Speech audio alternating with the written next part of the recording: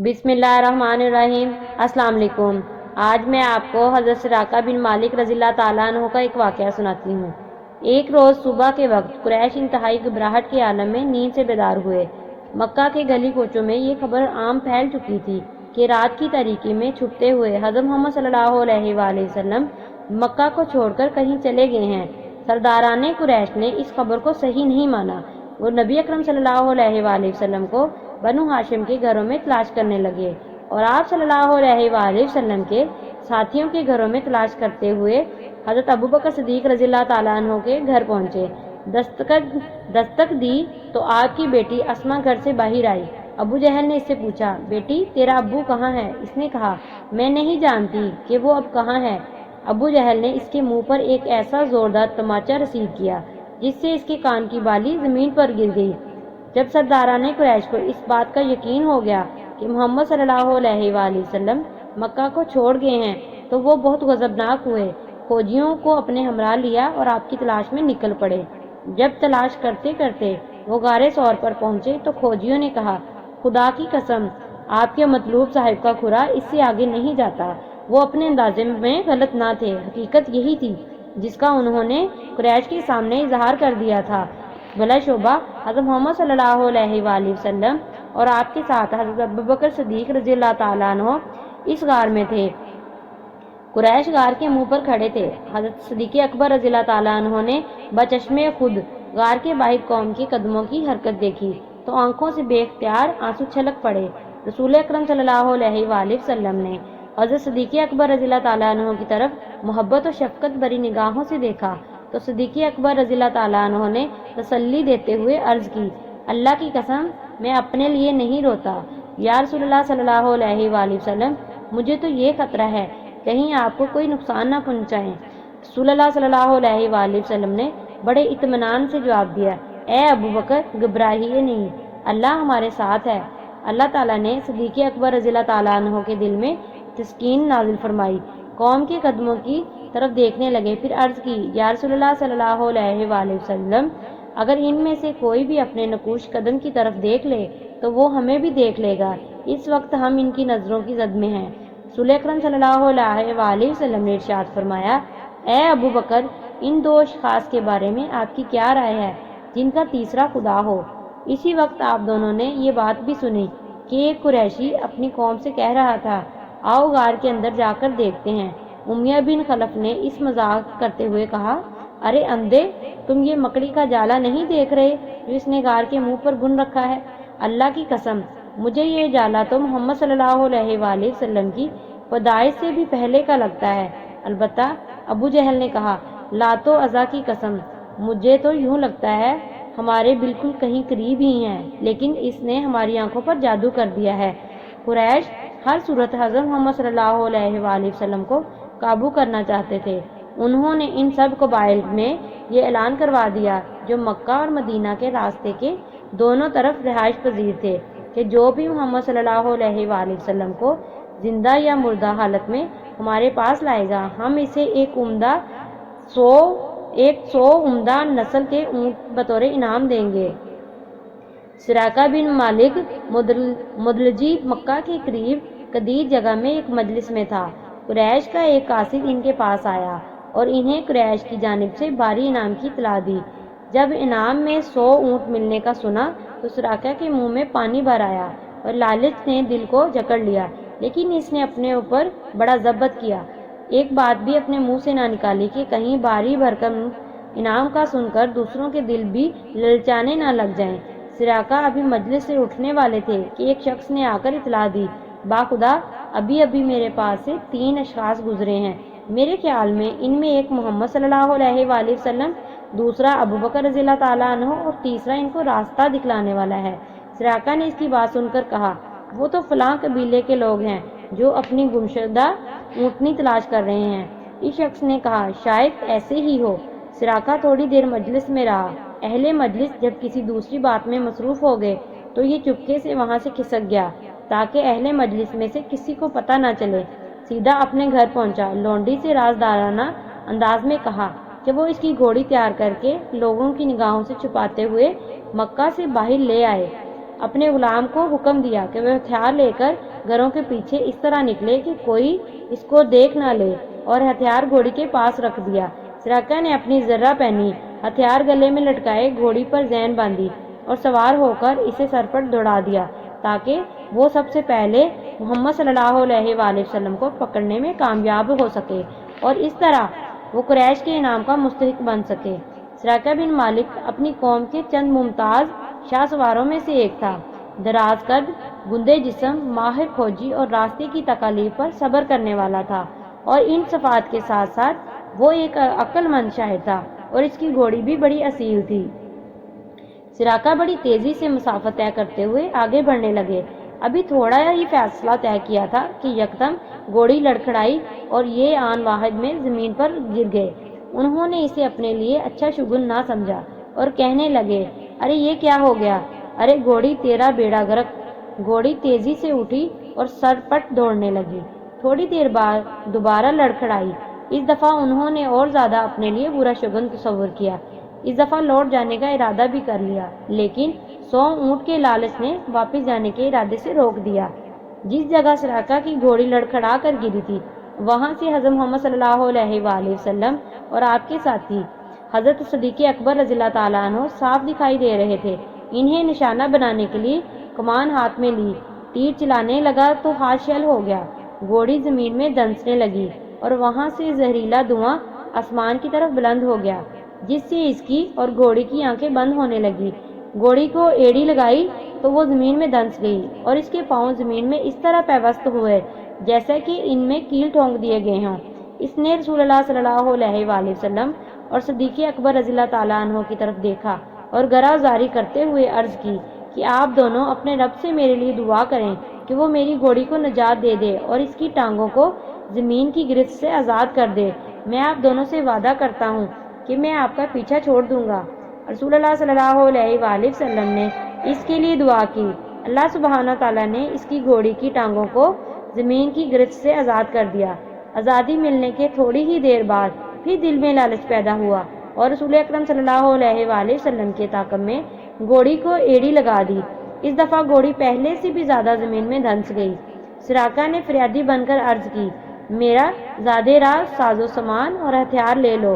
میں اللہ تعالیٰ کو گواہ بنا کر آپ دونوں سے عہد کرتا ہوں کہ راستے میں آپ کے طاقم میں جو بھی آ رہا ہوگا میں اسے واپس لوٹا دوں گا۔ دونوں نے ارشاد فرمایا، ہمیں تیرے زادے راہ اور ساز و سامان کی کوئی ضرورت نہیں، ہاں البتہ لوگوں کو واپس لوٹائیں۔ پھر رسول اللہ صلی اللہ علیہ وآلہ وسلم نے اس کے لیے دعا کی کہ تو اس کی گھوڑی آزاد ہو گئی۔ جب سراقہ واپس لوٹنے لگا تو دور سے آواز دی اور عرض کیا، اجازت ہو تو میں آپ سے بات کرنا چاہتا ہوں۔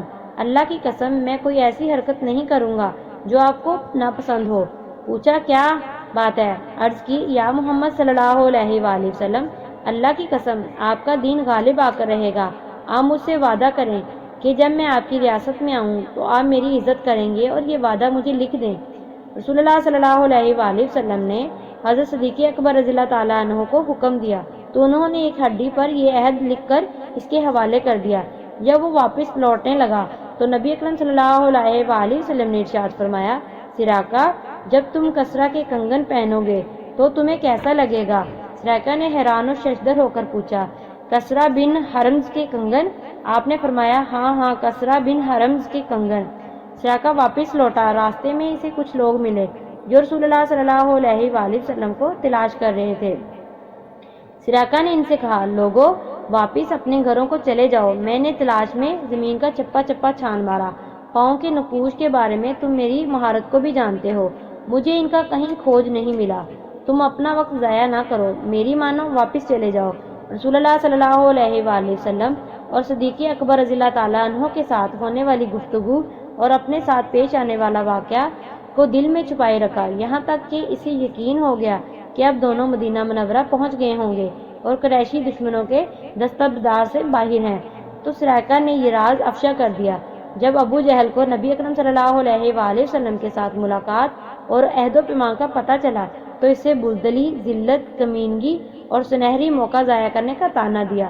سراقہ نے ابو جہل کی ملامت کا جواب اشعار میں دیا جن کا مفہوم یہ ہے، ابو حکم، اللہ کی قسم جب میری گھوڑی کی ٹانگیں زمین میں دھنسی تھی تم اگر اس حالت کو دیکھ لیتے تو تمہیں یقین ہو جاتا اور اس میں کوئی شک نہ رہتا کہ محمد صلی اللہ علیہ وآلہ وسلم سچے رسول ہیں، بھلا ان کا کون مقابلہ کر سکتا ہے۔ حالات نے پلٹا کھایا اور گردش ایام نے یہ موقع فراہم بھی کر دیا۔ وہ محمد صلی اللہ علیہ وآلہ وسلم جو رات کی تاریکی میں اپنے دشمنوں سے چھپتے ہوئے نہایت کسپرسی کے عالم میں مکہ سے نکلے، آج شاہانہ انداز کے ساتھ ہزاروں سفید تلواروں اور گندمی نیزوں کے جلوہ میں سردار اور فاتح کی حیثیت میں مکہ میں داخل ہوئے۔ وہ سرداران قریش جنہوں نے تکبر و نخوت کے ساتھ عرب میں تہلکہ مچا رکھا تھا، آج رسول اللہ صلی اللہ علیہ وآلہ وسلم کی خدمت میں نہایت عاجزی و انکساری کے ساتھ جاں بخشی کی بھیک مانگتے ہوئے عرض و پرداز ہیں۔ حضور صلی اللہ علیہ وآلہ وسلم آپ کے اخلاق حسنہ کے پیش نظر امید ہے کہ آج آپ ہم سے اچھا برتاؤ کریں گے۔ نبی اکرم صلی اللہ علیہ وآلہ وسلم نے انبیاء علیہ السلام کی فیاضی برتتے ہوئے ارشاد فرماتے ہوئے کہا، جاؤ تم آزاد ہو۔ سراقہ بن مالک نے اپنی سواری تیار کی اور رسول خدا صلی اللہ علیہ وآلہ وسلم کی خدمت اقدس میں حاضری کے لیے چل دیا تاکہ آپ کے سامنے اپنے مسلمان ہونے کا اعلان کرے اور 10 سال پہلے جو تحریری پروانہ اس کے پاس موجود تھا وہ پیش کر کے ارمان حاصل کر سکے۔ سراقہ کہتے ہیں، میں نبی اکرم صلی اللہ علیہ وآلہ وسلم کی خدمت اقدس میں حاضر ہوا۔ آپ اس وقت جہرانہ میں ایک انصاری لشکر کے جرمٹ میں تشریف فرما تھے۔ مجھے دیکھ کر انصاری اپنے نیزوں سے مجھے کچوکے لگانے لگا اور کہنے لگا، دور ہٹ جاؤ، تم یہاں کیا لینے آئے ہو؟ میں صفوں کو چیرتا ہوا رسول اللہ صلی اللہ علیہ وآلہ وسلم کے قریب پہنچنے میں کامیاب ہو گیا۔ آپ اپنی اونٹنی پر سوار تھے۔ میں نے تحریری پروانہ دکھلاتے ہوئے عرض کیا، یا رسول اللہ صلی اللہ علیہ وآلہ وسلم، میں سراقہ بن مالک ہوں، یہ آپ کا میرے ساتھ تحریری معاہدہ ہے۔ رسول اللہ صلی اللہ علیہ وآلہ وسلم نے ارشاد فرمایا، سراقہ میرے قریب آ جاؤ، آج عہد و پیمان کا وفاق کا دن ہے۔ میں آگے بڑھا اور آپ کے سامنے اپنے مسلمان ہونے کا اعلان کر دیا اور آپ کے حسن اخلاق اور رفاع عہد سے شام کا کام کیا۔ سراقہ بن مالک رضی اللہ تعالیٰ عنہ کی رسول اللہ صلی اللہ علیہ وآلہ وسلم کے ساتھ ملاقات کو ابھی چند ماہ ہی گزرے تھے کہ اللہ سبحانہ تعالیٰ نے نبی اکرم صلی اللہ علیہ وآلہ وسلم کو اپنی جوار رحمت میں بلا لیا۔ آپ کے وصال سے سراقہ غم و اندداد سے نڈال ہو گئے اور وہ ان منظر کی آنکھوں کے سامنے گھوم گیا، جبکہ یہ 100 اونٹ کے لالچ میں حضور صلی اللہ علیہ وآلہ وسلم کو قتل کرنے کا ارادہ لے کر تعاقب میں نکلے۔ آج دنیا بھر کی عمدہ اونٹنیاں رسول اللہ صلی اللہ علیہ وآلہ وسلم کے ناخن کے ذرے برابر حیثیت نہیں رکھتی اور اپنے بارے میں رسول اللہ صلی اللہ علیہ وآلہ وسلم کا یہ جملہ بار بار دہرانے لگے، سراقہ جب تم شاہ ایران کے کنگن پہنو گے تو تمہیں کیسا لگے گا؟ اب انہیں یقین ہو چکا تھا کہ شاہ ایران کے کنگن یہ ضرور پہنیں گے۔ وقت تیزی کے ساتھ گزرتا گیا، یہاں تک کہ سیدنا حضرت فاروق اعظم رضی اللہ تعالیٰ عنہ کی خلافت کا دور آیا۔ مسلمان ان کے مبارک دور خلافت میں ایران کی طرف ہوا کے تیز جھونکے کی طرح لپکے، قلعوں کو فتح کرتے، لشکروں کو شکست و فاش دیتے، شاخی تختوں کو پامال کرتے اور مال غنیمت سمیٹتے ہوئے مسلسل آگے بڑھتے چلے گئے، یہاں تک پورا ایران فتح کر لیا۔ ایک روز سپہ سالار لشکر حضرت سعد بن ابی وقاص رضی اللہ تعالیٰ عنہ کے قاصد اور ایران پر فتح کی خوشخبری لے کر سیدنا فاروق اعظم رضی اللہ تعالیٰ عنہ کی خدمت میں حاضر ہوئے۔ ان کے ساتھ بیت المال کے لیے غنیمت کا 5واں حصہ بھی تھا جو ایران کے مجاہدین اسلام کے ہاتھ لگا تھا۔ جب مال غنیمت حضرت عمر رضی اللہ تعالیٰ عنہ کے سامنے رکھا گیا تو آپ یہ دیکھ کر حیران رہ گئے کہ اس میں شاہ ایران کا وہ تاج بھی موجود تھا جس میں قیمتی موتی جڑے ہوئے تھے، شاہ ایران کا وہ لباس بھی تھا جو سونے کی تاروں سے بنا ہوا تھا، اور وہ قیمتی پیٹی بھی تھی جس پر لال و جواہر جڑے ہوئے تھے، اور سونے کے 2 کنگن بھی مال غنیمت میں موجود تھے، جیسے خوبصورت دیدہ زیب کنگن اس سے پہلے فاروق اعظم رضی اللہ تعالیٰ عنہ نے نہیں دیکھے تھے۔ اس کے علاوہ بے شمار نفیس و دیدہ زیب اشیاء مال غنیمت میں موجود تھی۔ سیدنا عمر رضی اللہ تعالیٰ عنہ نے اس بیش بہا خزانے کو اپنی چھڑی سے الٹا پلٹا کر دیکھ رہے تھے۔ پھر آپ نے حاضرین کی طرف دیکھتے ہوئے ارشاد فرمایا، جو لوگ یہ مال غنیمت لے کر آئے ہیں وہ بلا شبہ سب کے سب امین ہیں۔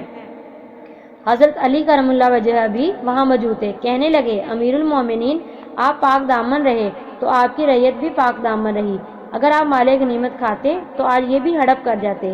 اس موقع پر فاروق اعظم رضی اللہ تعالیٰ عنہ نے سراقہ بن مالک رضی اللہ تعالیٰ عنہ کو اپنے پاس بلوایا۔ شاہ ایران کا لباس انہیں پہنایا، کمر پر پیٹی باندھی، سر پر تاج رکھا، ہاتھوں میں کنگن پہنا دیے۔ یہ منظر دیکھ کر مسلمانوں نے نعرہ تکبیر بلند کیا۔ سیدنا حضرت عمر رضی اللہ تعالیٰ عنہ نے سراقہ بن مالک رضی اللہ تعالیٰ عنہ کی طرف دیکھ کر خوشی سے جھومتے ہوئے فرمایا، واہ واہ، ارے بنو مدلج کا ایک بدوی، اس کے سر پر شاہ ایران کا تاج اور ہاتھوں میں کنگن، اس شاہ خسرانہ کے کیا کہنے۔ پھر آسمان کی طرف سر اٹھایا اور یوں گویا ہوئے، الہی تو نے یہ مال و دولت اپنے رسول مقبول صلی اللہ علیہ وآلہ وسلم کو نہ دیا، اور وہ تجھے مجھ سے زیادہ محبوب اور عزیز تھے۔ الہی تو نے یہ مال و دولت صدیق اکبر رضی اللہ تعالیٰ عنہ کو نہ دیا، حالانکہ وہ تجھے میری نسبت زیادہ محبوب اور عزیز تھے۔